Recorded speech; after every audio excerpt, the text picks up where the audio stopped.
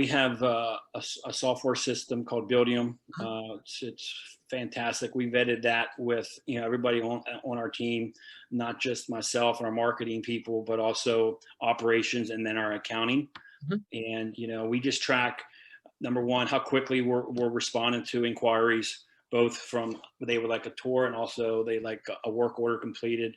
Mhm. And then going into the work order completion piece is just how quickly we talk, quickly are we responding to them, Mhm. to how quickly is the work being done, and is it being done as efficiently as possible. Again, a lot of times we'll look at a work order, and if we see there's an opportunity for us to bring a third party and say, for example, plumber, we just can't do the job, but our guy needs to be there because we never allow any of our subs to go into units without us being there. Well, Mhm. while we're there, our guy can automatically start doing some of the other preventative maintenance stuff, the walk arounds, the outside property and inside property inspections. Yeah.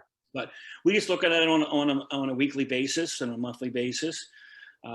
We're also using another outfit to do a lot of surveys, so we can follow up with our residents to find out exactly how well we're performing, Okay. both with our current residents, but then also folks that are doing tours with us. And if they Mhm. choose not to lease with us, we're looking at our conversion rate of tours to leasing, Okay. and we're reaching out to those folks that didn't choose to go with us and finding out why.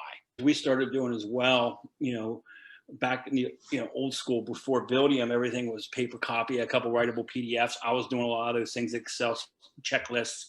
We've been in with Buildium for a year and a half, Okay. and one of the things I wanted to do to kind of make my life a little bit more simpler. We have, my wife and I both work W-2 jobs. We have 4 kids, so it was like I want one period of time to be more hectic than anything else, and we Uh, made that the lease ups, and most of our leases were ending April, May, June, July, right Okay. around that window. And all of our tenants, we'd said, hey, listen, we need to know your intention to renew or what have you, February 1. Okay. But now the tricky thing is making sure we have the infrastructure in place to be able to turn all those units Mhm. when it's time to turn. So now one of the things we're truly looking on, and we just had a conversation yesterday with my operations manager, was, okay, we have these renovations in the pipeline, but we need to make sure we allocate X amount of time per turnover to make sure our team is not doing full reno, but I Mhm. need them over here to turn units because, as you know, having a vacancy like that for 1 month for across a large portfolio, you're talking thousands of dollars. Yeah. So we're really looking, and we're looking at our lease turnovers and making sure we don't have 60 turnovers in June. So Yeah. what we're doing with some of our lease renewals, where people are right now are saying, yes, I want to renew my lease through 2022, is we might give them a 14-month or Mhm. 12 or 11-month lease, just Yeah. so we can start staggering some of those months and maybe not have so many over a 2 to 3 month period, maybe more of a 5, 6 month period.